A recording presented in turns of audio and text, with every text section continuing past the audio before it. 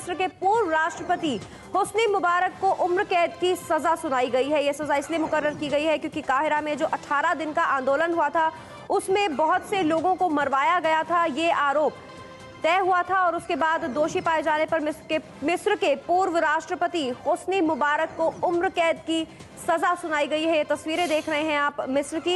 इस वक्त की बड़ी खबर, पूर्व राष्ट्रपति हुस्नी मुबारक को उम्र कैद की सजा। मिस्र के पूर्व राष्ट्रपति हैं। काहिरा में आंदोलन हुआ था, उस आंदोलन में तमाम लोगों को, आम जनता को मरवाया गया था। 18 दिन तक ये आंदोलन काहिरा में चला था, मरवाया गया, ये आरोप लगा था। दोषी पाए जाने पर फैसला आया है, बड़ा फैसला आया है। पूर्व राष्ट्रपति हैं मिस्र के हुस्नी मुबारक, उम्र कैद की सजा सुनाई गई है हुस्नी मुबारक को। मिस्र के पूर्व राष्ट्रपति इस पे ज्यादा जानकारी लेंगे, लेकिन उससे पहले एक बार फिर से आपको बता दें इस वक्त की बड़ी खबर, मिस्र में आंदोलन को कुचलने के दोषी पाए गए हुस्नी मुबारक, फैसला आया है, उम्र कैद की सजा सुनाई गई है। स्टार संवाददाता विजय विद्रोही का रुख करते हैं। विजय, मिस्र के पूर्व राष्ट्रपति को उम्र कैद की सजा। देखिए, हुस्नी मुबारक को खुशकिस्मत होना चाहिए कि उन्हें पूरी ज़िंदगी अब जेल में बितानी पड़ेगी, लेकिन उन्हें फांसी की सज़ा नहीं मिली है। कुल मिलाकर 42 साल का उनका निरंकुश तानाशाही का शासन था। इस दौरान सभी के नागरिक अधिकार को ख़त्म कर दिया गया था। नागरिकों के साथ लगातार अत्याचार हुए थे। 42 साल तक वहाँ राष्ट्रपति का चुनाव नहीं हो पाया था और पिछले साल काहिरा के अंदर जो तहरीर चौक के अंदर जितने भी लोग जुटे थे जो आज़ादी चाहते थे, उनमें करीब 900 लोगों की हत्या का, करीब 900 लोगों की हत्या करवाने का आरोप राष्ट्रपति हुस्नी मुबारक, उस समय के उनके आंतरिक सुरक्षा मंत्री हबीब और उनके साथ साथ उनके 6 अन्य सहायकों पर लगा था। साथ ही साथ हुस्नी मुबारक के 2 बेटे, जो बेटों पर भी भ्रष्टाचार करने के और इन हत्याओं में मदद करने के आरोप लगे थे। ऐसे में ऐसा लगता है कि 80 साल के मुबारक हैं, इस बीच उन्हें कैंसर और दूसरी तरह की बीमारियाँ हैं। इस पहले वो जर्मनी में भी अपना इलाज कराने के लिए जाते रहे हैं और कहीं ना कहीं एक सहानुभूति एक उम्र के लिहाज से देखते हुए शायद उनके साथ बख्शी गई है, तभी फांसी की सज़ा ना देकर उन्हें ज़िंदगी भर जेल में ही, पूरा ज़िंदगी जेल में ही बितानी पड़ेगी, इस तरह की सज़ा दी गई है। और हाल ही में जो राष्ट्रपति चुनाव हुए हैं, राष्ट्रपति चुनाव का जो सिलसिला चल रहा है, कहीं ना कहीं उसका एक सियासी फ़ायदा भी हो सकता है हुस्नी मुबारक को मिला हो। एक बार दर्शकों को फिर से बताइए विजय, ये जो काहिरा में 18 दिन बीते थे तहरीर चौक पर जिसके लिए दोषी पाया गया, उसके बारे में देखिए, पिछले साल फरवरी की बात है। फरवरी के अंदर जो काहिरा के अंदर तहरीर चौक है, एक बहुत बड़ा चौक है और जिसके आसपास हुस्नी मुबारक की जो पार्टी है उसका भी दफ्तर है, संसद का भी दफ्तर है। नील नदी के किनारे का इतना बड़ा ये तहरीर चौक है। वहाँ पर कुछ लोगों के से इसकी आंदोलन की शुरुआत हुई थी। धीरे धीरे कुछ और जुड़ते चले गए और ये धीरे धीरे और ज़्यादा भीड़ जुटती गई और करीब 18 दिन तक यहाँ लोगों ने डेरा डाल दिया था। इस बीच वहाँ पर सेना ने और पहले पुलिस ने उन पर अत्याचार किए थे और हमारे साथ फैज़ल अली साहब हैं, अरब न्यूज़ के संपादक हैं। फैज़ल अली साहब, ये जो हुस्नी मुबारक को आजीवन उम्र कैद की सज़ा सुनाई गई है, फांसी की सज़ा नहीं हुई है, तो आप मानते हैं हुस्नी मुबारक कहीं ना कहीं खुशकिस्मत रहे हैं? नहीं, देखिए, एक बात बिल्कुल स्पष्ट था, जब से ये ट्रायल हो रहा था तब से ये संकेत थे कि फांसी की सजा इनको नहीं होगी।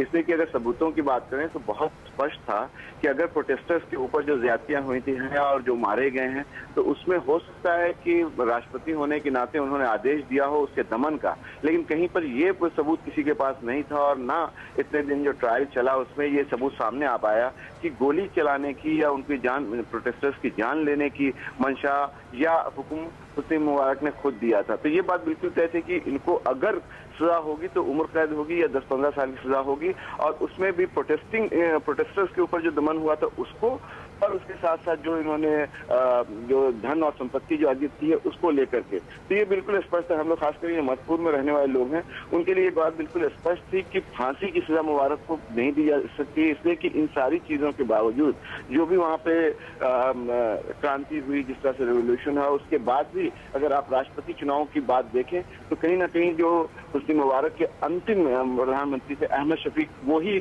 दूसरे नंबर पे आए हैं, जो इस बात पे इंगित करता है कि आज भी मिस्र में हुस्नी मुबारक की अपनी एक पकड़ है और उसके लोग हैं जो आज भी ये समझते हैं कि हुस्नी मुबारक इस्राइल युद्ध का एक हीरो था और उसने कहीं ना कहीं देश में अगर दमन। लेकिन आपको लगता है कि उनके जो बेटे हैं उन पर, बेटों पर भी कानून का शिकंजा कुछ तगड़ा कर सकता है?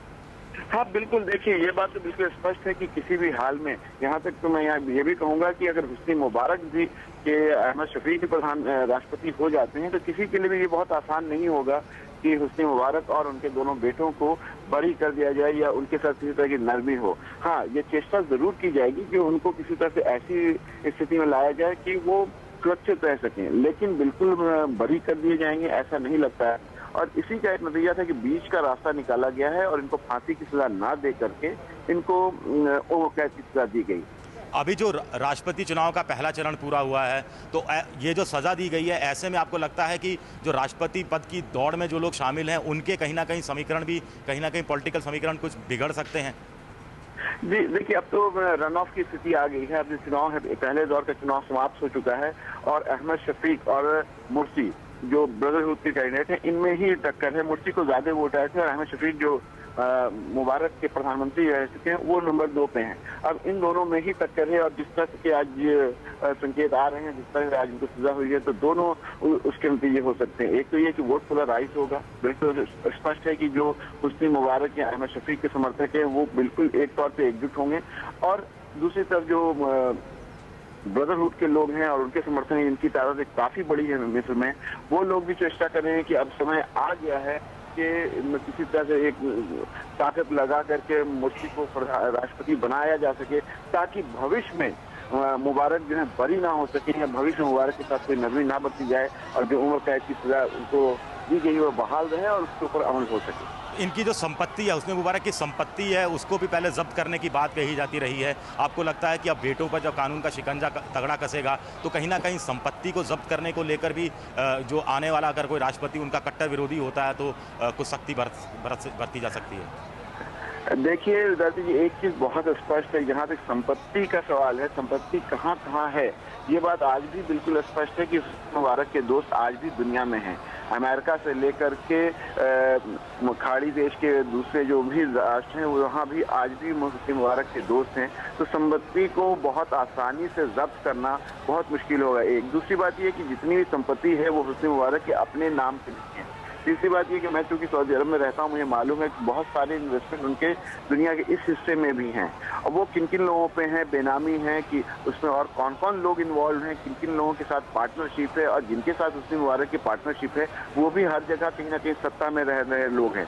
लेकिन फैजल साहब अभी जो खबरें आ रही हैं उससे ये लग रहा है कि हुस्नी मुबारक को जो सजा की ऐलान किया गया उससे मिस्र के अंदर बड़ी खुशी का माहौल है, लेकिन दूसरी तरफ जो कोर्ट के अंदर काफ़ी हंगामा भी हो रहा है। क्या आप तस्वीरें देख पा रहे हैं वहीं कहीं टीवी के पास?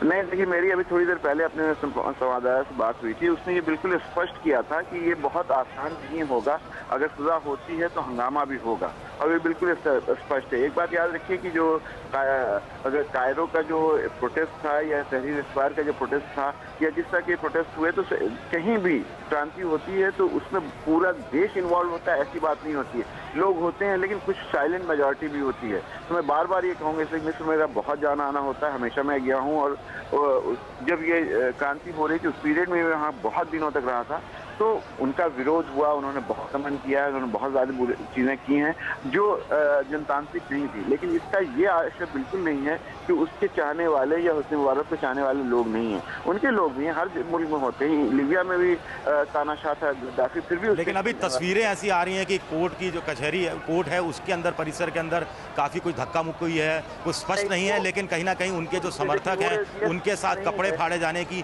किसी के गर्दन में एक चाकू जैसा घाव होने का भी एक तस्वीर अभी हमें एक शख्स की दिखाई दी थी। ये चीज है कि ये जो समर्थन और विरोध जो हो रहा है उसमें ये भी हो रहा है कि कुछ लोग वहाँ नारेबाजी कर रहे हैं, कुछ लोग वहाँ पे हंगामा कर रहे हैं कि उम्र कैद क्यों हुई, इसको फांसी होनी चाहिए थी। और उसके बाद कुछ जो विरोधी गुट है वो कह रहे थे बरी होनी चाहिए। तो बहुत अभी उगापों की ये बहुत क्लियर नहीं है कि विरोधी और समर्थक भिड़े हैं या विरोधी आपस में भिड़ गए हैं। तो वहाँ पे अभी वो स्थिति बहुत स्पष्ट नहीं है, लेकिन वहाँ पे हंगामा हुआ है। अब मुझे इस बात का अंदेशा है कि अगर इस तरह की स्थिति बनी तो शायद हो सकता है कि मिस्र के कुछ हिस्सों में भी हो सकता है कि कुछ हंगामा हो।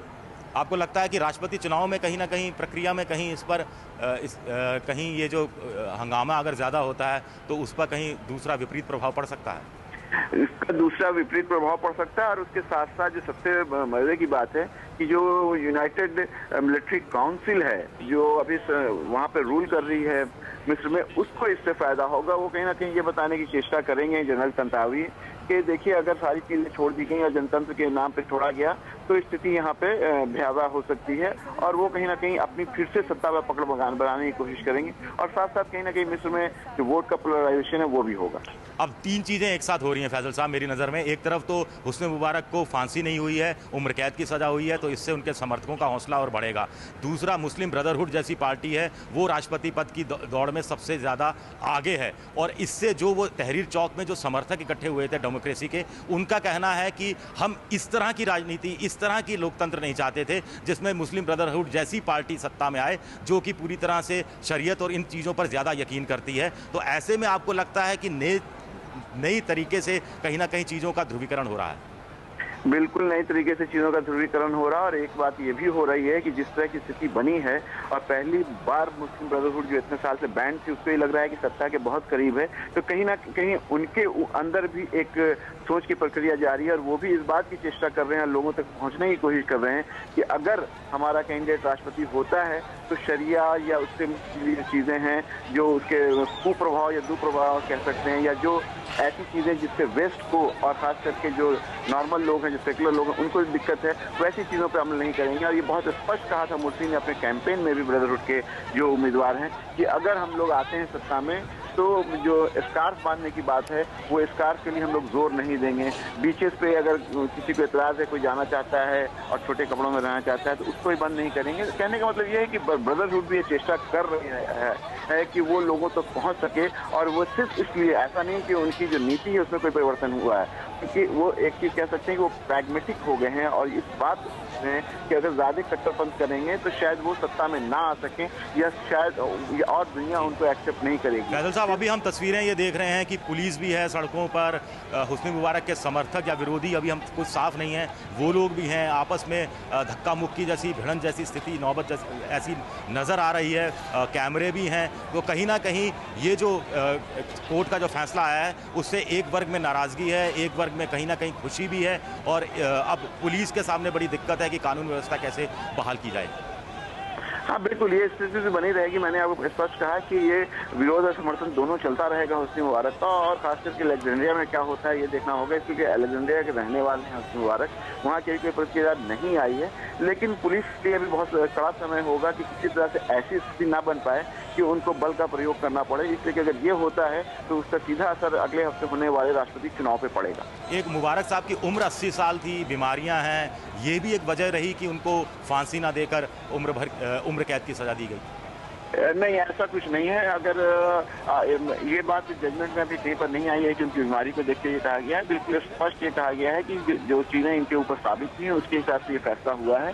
कहीं ना कहीं हो सकता है कि जो जजेस थे उनके मस्तिष्क में ये बात रही हो कि आदमी एकदम टर्मिनली इल है और स्थिति वैसी नहीं है, हो सकता है उनके दिमाग में ये बात रही हो, लेकिन ये बात अभी तक स्पष्ट रूप से इन लोगों ने उसको स्पेल आउट नहीं किया है। ट्यूनीशिया में जब करीब 1.25 साल पहले अरब स्प्रिंग की शुरुआत हुई थी तो वहाँ के जो तानाशाह थे उनको देश छोड़कर भागना पड़ेगा। हुस्ने मुबारक को जो 42 साल तक तानाशाह रहे उनको ये उम्र कैद की सज़ा यानी ज़िंदगी भर अब जेल में बितानी पड़ेगी। उधर हमने लीबिया में कर्नल गद्दाफी का हर्ष देखा। आपको लगता है कि अब ये जो फैसला आया उसके बाद जो सीरिया है, यमन है और जो दूसरे देश हैं जहाँ अरब स्प्रिंग की क्रांति अलग अलग मुकामों पर है, वहाँ पर इसका कहीं ना कहीं प्रभाव पड़ेगा?